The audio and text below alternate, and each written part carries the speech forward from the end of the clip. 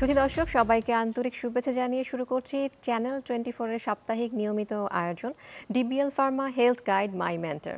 আপনাদের সাথে রয়েছি আমি ডাক্তার তানিয়া রহমান মিতুল। দর্শক অলরেডি আপনারা জানেন যে এই অনুষ্ঠানের মাধ্যমে আমরা একজন মেন্টর এবং তার মেন্টিকে আমন্ত্রণ জানাই। মেন্টর বলেন তার মেন্টি সম্পর্কে এবং মেন্টি বলেন মেন্টর তার জীবনে কর্মক্ষেত্রে কতটা গুরুত্বপূর্ণ ভূমিকা পালন করেছে। তারই ধারাবাহিকতায় আজকে আমাদের সাথে রয়েছেন মেন্টর হিসেবে অধ্যাপক ডাক্তার মোহাম্মদ আবু ইউসুফ ফকির, প্রাক্তন অধ্যাপক ও বিভাগীয় প্রধান, নাক কান গলা ও হেড নেক সার্জারি বিভাগ, ঢাকা মেডিকেল কলেজ ও হাসপাতাল।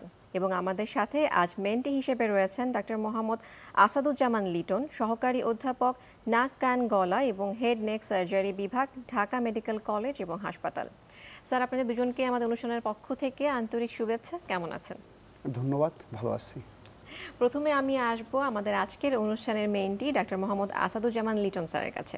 স্যার, আপনি আজকে আপনার মেন্টরকে নিয়ে এসেছেন এবং অবশ্যই আপনার কাছ থেকে আমরা জানবো যে আপনার মেন্টর আপনার কর্মক্ষেত্রে কতটা জায়গা জুড়ে রয়েছেন। ধন্যবাদ। এটি আমার জন্য অনেক সৌভাগ্যের একটি বিষয় যে আমি আজকে আমার মেন্টর, আমার শ্রদ্ধেয় স্যার অধ্যাপক আবু ইউসুফ ফকির স্যারের সঙ্গে একই প্রোগ্রামে অ্যাটেন্ড করছি। যদি শুরু থেকে বলি তাহলে এই যে আমার নাক কান গলা বিষয়ে আসা, এই টোটাল জিনিসটাই স্যারের জন্য।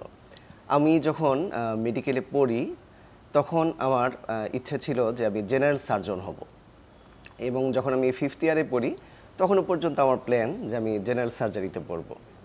আমার একজন রিলেটিভের অপারেশন ঢাকা মেডিকেল কলেজ হসপিটালে স্যার করেছিলেন, থাইরয়েড গ্ল্যান্ডের অপারেশন, বেশ অনেক বড় একটি থাইরয়েড গ্ল্যান্ড ছিল। তো আমি তখন 5th ইয়ারে পড়ি, তখন আমি ওটিতে ছিলাম, এই অপারেশনটির সময় আমি ওটিতে ছিলাম। এবং স্যার যখন অপারেশনটা করলেন আমার কাছে মনে হলো যে থাইরয়েড সার্জারি কোনো অপারেশনই না, এত নিখুঁতভাবে খুব স্মুথলি স্যার অপারেশনটা করে ফেললেন। এবং এরপরে আমার মনে হলো যে না, আমাকে স্যারের আন্ডারে কাজ করতে হবে, আমাকে স্যারের মতো একজন সার্জন হতে হবে, আমি জেনারেল সার্জারি আর পড়বো না, আমি ইএনটিতে পড়বো। এই যে তখন থেকেই আমার স্যারের এই থাইরয়েড সার্জারি দেখেই কিন্তু আমার ইএনটিতে আসা। এবং এরপরে আমি সুদীর্ঘ সময় স্যারের সাথে কাজ করেছি। স্যারের আন্ডারে আমি অ্যাসিস্ট্যান্ট রেজিস্ট্রার ছিলাম, আবাসিক সার্জন ছিলাম। অনেক দীর্ঘ সময় আমি স্যারের সঙ্গে কাজ করেছি, এখনও করি স্যারের সঙ্গে কাজ। আমার দেখা একদম একজন লায়ন হার্টের সার্জন হলো আমার মেন্টর, এবং শুধু সার্জন নয়, এক্সিলেন্ট একজন মানুষ। ওনার কাছে আমি কখনো কোনো নেগেটিভ কিছু দেখি না, সব নেগেটিভ কিছুর মধ্যেই স্যার একটা পজিটিভ কিছু খুঁজে পায়। এটি আমার কাছে সবচেয়ে বেশি ভালো লাগে যে আমরা অনেক সময় কিন্তু অনেক বিষয়ে অনেক ডিপ্রেসড থাকি, হতাশ থাকি যে এই জিনিসটা এরকম কেন হলো, কিন্তু দেখা যাচ্ছে যে এই জিনিসটা যদি স্যারের সাথে একটু ডিসকাস করি, স্যার এর মধ্যে একটা পজিটিভ কিছু বের করে ফেলে যে এই জিনিসটা এরকম না হয়ে এটাকে এইভাবে চিন্তা করো। তো এই জিনিসটা আমি মানে খুবই ভালো লাগে স্যারের, যে সব ব্যাপারেই স্যার একটা পজিটিভ কিছু বের করে ফেলেন, যে যতই নেগেটিভ থাক, যা কিছু থাক, এর মধ্যে পজিটিভ একটা কিছু আছে। আর আরেকটা জিনিস হলো, আমরা যখন ট্রেইনি ছিলাম, আপনারা অনেকেই জানেন যে বিভিন্ন ধরনের ট্রেইনি থাকে, সরকারি ট্রেইনি থাকে, বেসরকারি ট্রেইনি থাকে, এর মধ্যে অ্যাসিস্ট্যান্ট রেজিস্ট্রার থাকে, ইনডোর মেডিকেল অফিসার থাকে, অনারারি মেডিকেল অফিসার থাকে। স্যার কিন্তু সবার সাথেই একদম ইকুয়াল ছিলেন। কেউ যেন ওটিতে বা ওয়ার্ডে কাজ করতে দ্বিধাবোধ না করে, বা কেউ যেন কারো দ্বারা সাপ্রেসড না হয়, কেউ যেন ডিপ্রাইভড না হয়, এই জিনিসগুলো কিন্তু স্যার খুব সুন্দরভাবে খেয়াল করতেন।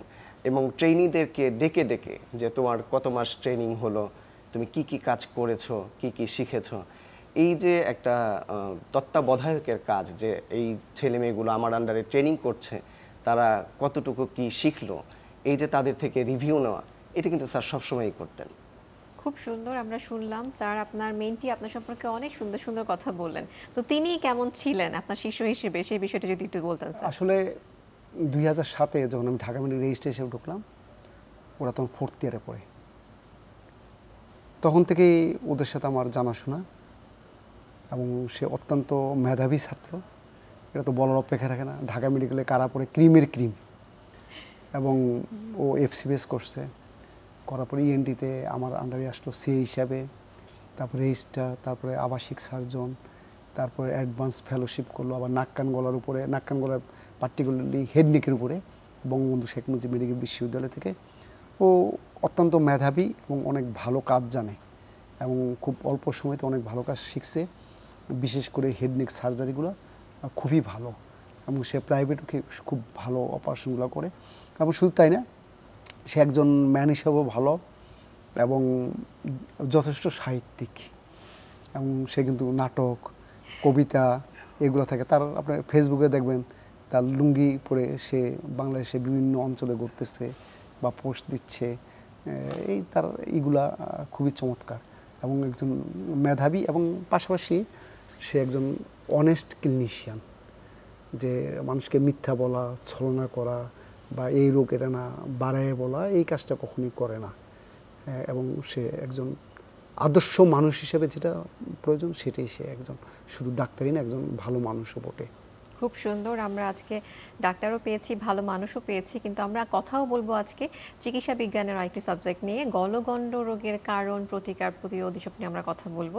তো প্রথমেই তাহলে আমি ডাক্তার আসাদুজ্জামান স্যারের কাছে আসবো, যে স্যার, যে আমরা বলছি গলগণ্ড, তো রোগটা সাধারণ দর্শকদের উপযোগী করে যদি বলতেন, এটা আসলে কি কারণে আসলে এই গলগণ্ড হয়ে থাকে? আমাদের মোটামুটি সব দর্শকই এই শব্দটির সাথে পরিচিত, গলগণ্ড। গলগণ্ড হচ্ছে আমাদের গলার সামনের অংশে, শ্বাসনালীর দুই পাশে এবং মাঝখানে একটি গ্ল্যান্ড থাকে, থাইরয়েড গ্ল্যান্ড। এটি অনেকটা বাটারফ্লাই শেপ।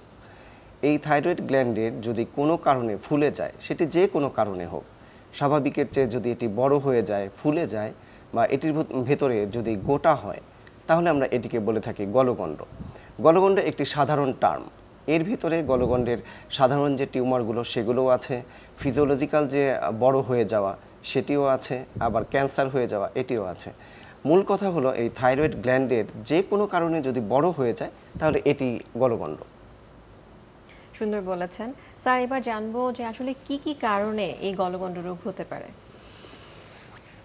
একজ্যাক্ট কজ তো আসলে আননোন, তারপর যে কজগুলো ধারণা করা হয় এর মধ্যে হচ্ছে যে ফিজিওলজিক্যাল কেমন, একটা গ্রোয়িং এজে মানুষের থাইরক্সিন সাপ্লিমেন্ট বেশি লাগার জন্য দেখা যায় এটা ফিজিওলজিক্যালি অ্যাডাপ্ট করতে যে এটা বড় হয়। ডিউরিং প্রেগনেন্সি একটু এনলার্জ হয়, এগুলো দুটো তো ফিজিওলজিক্যাল। এখন প্যাথোলজি কি হইতে পারে? প্যাথোলজির মধ্যে আছে যদি কোনো এলাকায় যদি আয়োডিন ডেফিসিয়েন্সি থাকে, বিশেষ করে হিলি এলাকায় যারা আয়োডিন কম খাচ্ছে বা সাপ্লিমেন্ট কম হচ্ছে বা ফুডের মধ্যে আয়োডিন কম, তাদের গলগণ্ড হওয়ার চান্স থাকে।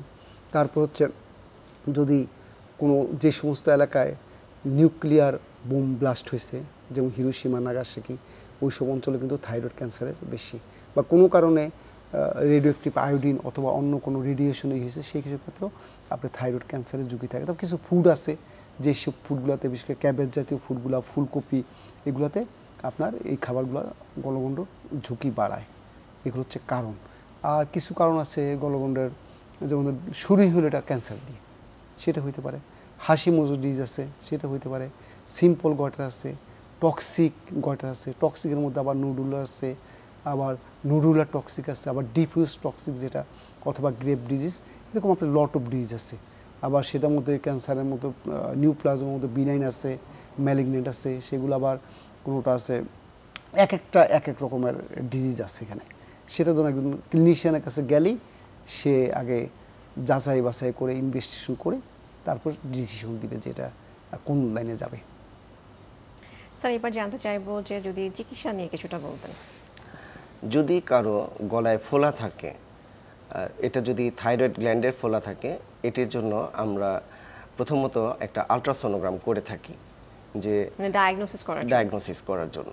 যে আলট্রাসোনোগ্রাম করে আমরা দেখি যে তার কি এক পাশে ফোলা নাকি দুই পাশে ফোলা। বা আলট্রাসোনোগ্রামে আমরা আরও অনেক ধরনের ইনফরমেশন পেয়ে থাকি, যে যদি গোটা থাকে তাহলে কি একটা গোটা নাকি অনেকগুলো গোটা, এই গোটাগুলোর ভিতরে কি পানি জাতীয় কিছু আছে কিনা, সিস্টিক কিনা এই গোটা, বা যদি এক সাইডে গোটা হয়ে থাকে আরেক সাইড কি নর্মাল কিনা, এই গোটাগুলোর মধ্যে কোনো ধরনের ক্যালসিফিকেশন আছে কিনা, এই জিনিসগুলো আমরা দেখে থাকি। আবার এই যে ফোলা, এই ফোলার ভিতরে ব্লাড সাপ্লাই কেমন, এটাও আমরা দেখে থাকি।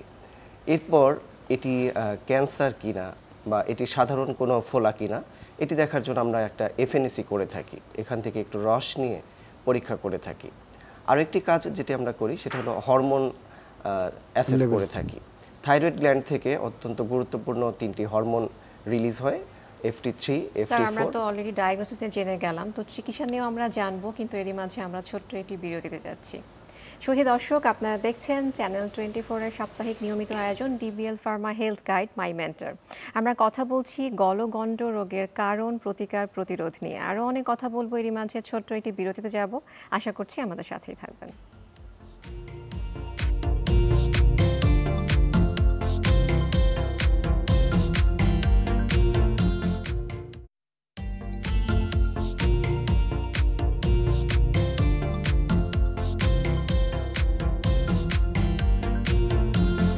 দর্শক, আপনারা দেখছেন ডিবিএল ফার্মা হেলথ গাইড মাই মেন্টর।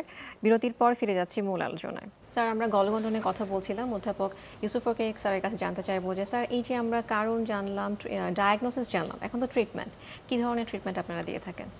ট্রিটমেন্ট তো আসলে নির্ভর করে রোগটা আগে ধরার পরে যে রোগের কজ কী। যেমন ধরেন, যদি আপনার ডিফিউজ হাইপারপ্লেসিয়া হয় আর হরমোন লেভেল যদি নর্মাল থাকে অথবা কম থাকে, সেই ক্ষেত্রে আমরা থাইরক্সিন সাপ্লিমেন্ট ডোজে বা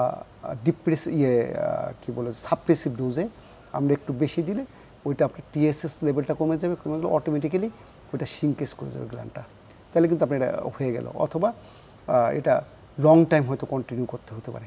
এটা হচ্ছে ফিজিওলজিক্যাল গয়টার বা সিম্পল ডিফিউজ হাইপারপ্লেসিয়া যে গয়টারগুলো থাকে। আর কিছু আছে একবার যদি নুডুল হয়ে যায় সেক্ষেত্রে সার্জারি, অথবা যদি ম্যালিগনেন্সি হয় সেটাও সার্জারি। আবার সেটাও ট্রিটমেন্টের ধরন আছে, মেডিকেল ট্রিটমেন্ট আছে, রেডিও অ্যাক্টিভ আয়োডিন অ্যাবলেশন আছে, আবার থাইরয়েড সার্জারি আছে। এখন সার্জারিটা ডিপেন্ড করবে যে তার ডিজিজের নেচারটা কেমন, সেটা একটা লোব ইনভলভমেন্ট না দুইটা লোব ইনভলভমেন্ট, তারপর হচ্ছে র্যাপটোস্টার্নাল কিনা, তারপর হচ্ছে আপনার যদি ম্যালিগনেন্ট থাকে সেটার ট্রিটমেন্ট এক ধরনের, ম্যালিগনেন্টের মধ্যে আবার আছে সাইজ কেমন, কোন ধরনের ম্যালিগনেন্সি, এগুলা টোটাল নির্ভর করে সার্জারিটা নির্ভর করতেছে। আবার সার্জারি করার পরেও যদি ম্যালিগনেন্ট কেস হয় সেক্ষেত্রে আবার রেডিও অ্যাক্টিভ আয়োডিন অ্যাবলেশন লাগে। আবার কোনো কোনো ম্যালিগনেন্টের সাথে আপনার নেক নোট থাকে আর কি, নেকে ছড়ায় যায় যে রোগগুলো, সেই ক্ষেত্রে আপনাকে নেক ক্লিয়ারেন্স করতে হয়, ফাংশনাল নেক ডিসেকশন করতে হয়। সেটা আসলে পেশেন্ট টু পেশেন্ট ভেরিয়েশন হবে, সেটা একজন সার্জনই ডিসিশন নেবে যে কোন লাইনে তাকে হাঁটতে হবে। সুন্দর বলেছেন। আবারও আসবো ডাক্তার আসিফুজ্জামান স্যারের কাছে। স্যার, আমরা তো জানলাম ট্রিটমেন্ট সম্পর্কে, তো আধুনিক যে চিকিৎসা সেগুলো কি যে সরকারি পর্যায় থেকে, ঢাকা মেডিকেল কলেজ থেকে কিংবা বাংলাদেশ থেকে আপনারা দিচ্ছেন কিনা? থাইরয়েডের যে আধুনিক চিকিৎসা, এগুলো ঢাকা মেডিকেল কলেজের পরমাণু চিকিৎসা কেন্দ্র, এখানে অনেক কিছুই অ্যাভেলেবল। যেমন থাইরয়েড স্ক্যানগুলো আমরা এখানে করে থাকি, রেডিও আয়োডিন অ্যাবলেশন, স্যার যেটি বলছিলেন যে ক্যান্সার, এই ক্যান্সারের পর আমরা যে সার্জারি করে থাকি বা যদি নেক নোডের মধ্যে ক্যান্সার ছড়িয়ে যায় সেটির যে সার্জারি করে থাকি, এর পরবর্তীতে একটি রেডিও আয়োডিন চিকিৎসার প্রয়োজন হয়। বিশেষ করে প্যাপিলারি কার্সিনোমা যেগুলো থাকে বা ফলিকুলার কার্সিনোমা যেগুলো থাকে, এগুলোর জন্য একটা রেডিও আয়োডিন অ্যাবলেশনের প্রয়োজন হয়। সেটি কিন্তু আমাদের সরকারি পর্যায়ে আছে। বিএসএমএমইউ ঢাকা মেডিকেল কলেজ, এখানে কিন্তু এই রেডিও আয়োডিন অ্যাবলেশন, থাইরয়েড, এটা সারা দেশেই আছে, থাইরয়েড অ্যান্টিবডি সবকিছুই কিন্তু এখানে হয়। সুন্দর। আমরা সবসময় চাই যে প্রতিরোধ করতে, আমরা বলি prevention is better than cure. তো গলগণ্ড রোগকে প্রতিরোধ করা সম্ভব কিনা? নিঃসন্দেহে আপনি যে কোনো ডিজিজ যদি আর্লি ডাক্তারের কাছে যান সেটা কিন্তু ট্রিটমেন্ট বেটার। ইভেন ডায়রিয়া কিন্তু মানুষ মারা যায়, আবার ক্যান্সারও কিন্তু মানুষ ভালো হয়ে যাচ্ছে। কেন? সেটা নির্ভর করে কত আর্লি আপনি যাচ্ছেন। আর্লি যে কোনো ট্রিটমেন্টই ভালো। যেমন প্রিভেনশন আমরা কীভাবে করতে পারি, যে আয়োডিন সাপ্লিমেন্ট, যেমন আয়োডাইজড লবণ, কেমন, তারপরে আয়োডিন জাতীয় খাবার, সেটা কি সামুদ্রিক মাছ, সামুদ্রিক শ্যাওলা বা সামুদ্রিক সি ফুডগুলো যদি আমরা গ্রহণ করি তাহলে সেটা থেকে আমরা আয়োডিন একটা সাপ্লিমেন্ট পেতে পারি। তারপরে যদি সেটা না হয় আমরা ডোজ দেখে যে আর্লি আমরা থাইরক্সিন সাপ্লিমেন্ট দিতে পারি। এগুলো করলে আমরা অনেক ক্ষেত্রেই এটাকে কন্ট্রোল করা যায়। সুন্দর। স্যার, আবার আপনার কাছে আসবো। স্যার বলছিলেন যে আর্লি ডায়াগনোসিস, তো গলগণ্ড রোগ আর্লি ডায়াগনোসিস করার জন্য আসলে কি করতে পারি? রোগী আসলে কখন ডাক্তারের শরণাপন্ন হবেন, কোনো স্ক্রিনিং প্রোগ্রাম রয়েছে কিনা, সেগুলো যদি আমাদের দর্শকদের উদ্দেশ্যে তুলে ধরতেন। শুরুতেই রোগী যে কমপ্লেনটি করবে যে তার গলায় ফোলা, এটা রোগীও বলতে পারে, রোগীর সাথে যারা থাকেন তারাও বলবে যে তোমার গলাটা দেখতে ফোলা লাগে।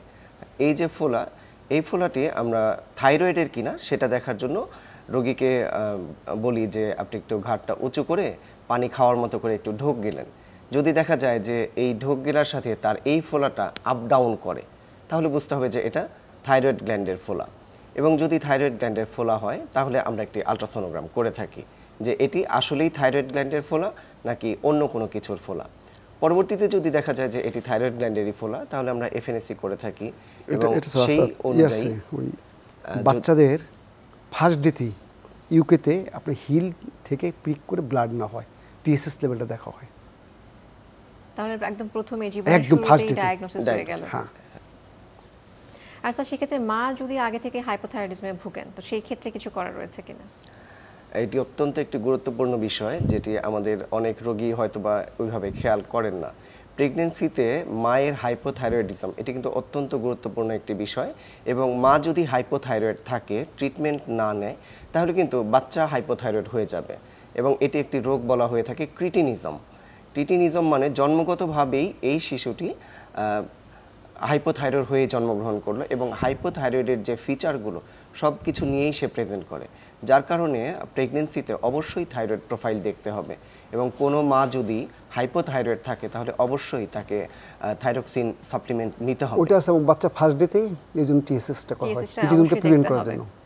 এবং বলে দিতে দিতেন স্যার যে ক্রিটিনিজম থেকে আসলে একটা মানে বাচ্চার তো যেখানে সুস্থ হওয়ার কথা ছিল সেখানে সে তো মানসিকভাবে অনেকটাই পিছিয়ে পড়ে, এবং এটা সম্পূর্ণ প্রতিরোধযোগ্য। এই বিষয়টা নিয়ে স্যার দর্শকদেরকে আমার জন্য কিছু বলবেন? আপনার যে আমাদের থাইরক্সিন, সে ব্রেনের আপনার এই মাইলাইজেশনে হেল্প করে, যে মেমোরি এগুলা যদি আপনার থাইরক্সিন ঘাটতি থাকে তাহলে মাইলাইজেশনটা এডুকেটলি হয় না, না হওয়ার জন্য বাচ্চাটা বোকা হয়, ইডিয়ট হয়, জিহ্বা বড় হয়, টাং পুটটুট করে বের হয়ে থাকে, বিড়ালের বাচ্চার মতো কান্না করে, কান্নার শব্দ। এই জন্য আপনার ওয়েস্টার্ন কান্ট্রিতে ফার্স্ট ডেতেই রুটিন টেস্ট, যেটা আর কি একটা বাচ্চা জন্মলে যে টেস্টগুলো করতে হয় তার মধ্যে একটা টিএসএস লেভেল।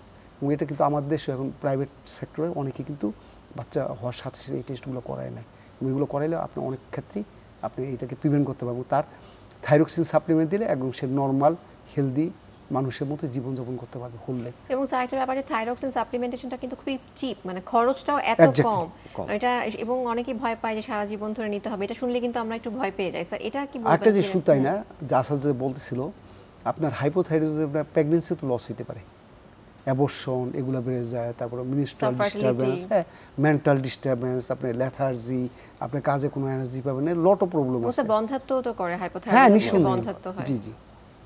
এবং আমরা আইটি বিষয় নিয়ে কথা বলবো, যে আমরা বলছি আর্লি ডায়াগনোসিস, আর্লি ট্রিটমেন্টের কথা। যদি দেরি হয়ে যায় সেই ক্ষেত্রে কি ধরনের জটিলতা কিংবা কমপ্লিকেশন তৈরি হতে পারে? যদি থাইরয়েড গ্ল্যান্ডে কোনো টিউমার হয়ে থাকে, যত দেরি হবে টিউমার তত বড় হবে।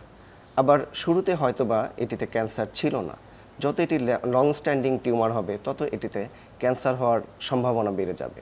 আবার কিছু কিছু থাইরয়েডের ফোলা আছে যেটি শুরুতেই ক্যান্সার নিয়েই প্রেজেন্ট করে।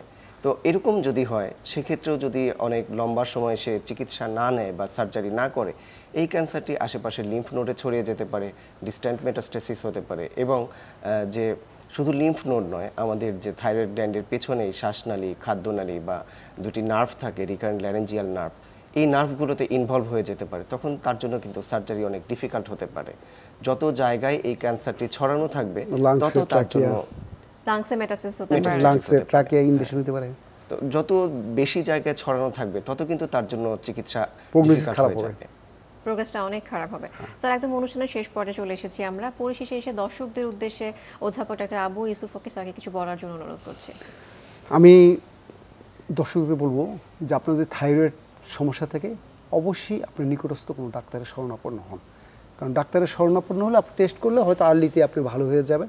আর এটা নিয়ে এত ভয় পাওয়ার কিছু নেই, এটা ভেরি সিম্পল ডিজিজ, এত ভয় পাওয়ার কিছু নেই। আপনি ডাক্তারের শরণাপন্ন সে টেস্ট করে দেখে আপনাকে হয়তো একটা ট্রিটমেন্ট দিয়ে দিবে, বা অথবা শুধু ওষুধই আপনার হয়তো এটা ভালো হয়ে যাবে। স্যার আরেকটি বিষয় যদি একটু অ্যাড করি, অনেক সময় দেখি যে আমরা ঝাড় ফুঁক কবিরাজি অনেক ওষুধ খেয়ে থাকি, তো এটা থেকে কমপ্লিকেশন কতটুকু হতে পারে? নিঃসন্দেহে আসলে আমরা আমাদের যে ড্রাগগুলো ইউজ করা হয়, বিশেষ করে হোমিওপ্যাথি বা আয়ুর্বেদিক, আসলে এই ওষুধগুলো কিন্তু কোনো সাইড ইফেক্ট লেখা নেই। যে আমাদের ওষুধগুলোতে কিন্তু প্রতিটা অ্যালোপ্যাথি ওষুধে সাইড ইফেক্ট লেখা থাকে, ডোজ লেখা থাকে, ওভারডোজ খালি কী হবে এবং কমপ্লিকেশন কী হবে, এগুলো ডিটেলস লেখা থাকে। ওখানে কিন্তু কিছুই লেখা নেই। আমি কিন্তু জানতেছি না আসলে যে এটার প্রবলেমটা কী, আর এটা আদৌ কি ভালো হবে না, কোন মেকানিজমে কাজ করতেছে, আমরা কিছুই জানতেছি না। সেই ক্ষেত্রে কোনো এভিডেন্স নাই, সেই ক্ষেত্রে আমি এটা সাইন্টিফিক মনে করব না। আর এটাই যদি সত্যি হতো তাহলে আমরা ছোটোবেলা মেডিকেল সায়েন্সের যে ব্রাঞ্চ দেখেছি, আজকে কিন্তু আমরা দেখছি অনেক অনেক ব্রাঞ্চ তৈরি হচ্ছে, আগামী দিনে আরও হবে। কিন্তু আয়ুর্বেদিক বা আপনার হোমিওপ্যাথি কিন্তু তাদের কিন্তু ব্রাঞ্চ নেই, তারা কিন্তু নিজে নিজে একটা ক্ষয়ষ্ণু শক্তি হিসাবে তারা হারিয়ে যাচ্ছে। স্যার, আপনাদের দুজনকে অনেক ধন্যবাদ জানাচ্ছি। আশা করছি আজকে আলোচনা থেকে দর্শকরা অবশ্যই ধন্যবাদ আপনাকে এবং ডিবিএল যে আমাদের এই অনুষ্ঠানে অ্যারেঞ্জমেন্ট করেছে তাদেরকে আমরা ধন্যবাদ জানাচ্ছি। ধন্যবাদ স্যার। শুধু দর্শক, আমরা যেটা জানলাম যে গলগণ্ড রোগ হয়ে গেলে চিকিৎসা সম্ভব, আমাদের দেশ থেকে সম্ভব, এমনকি সরকারি পর্যায় থেকেও সম্ভব, এবং আরও যেটা আসার কথা, গলগণ্ড রোগ প্রতিরোধ করা সম্ভব। তাই আসুন আমরা সবাই সচেতন হই। আজ এই পর্যন্তই, আবারও দেখা হবে। বিদায় নিচ্ছি ডিবিএল ফার্মা হেলথ গাইড মাই মেন্টর থেকে। ধন্যবাদ।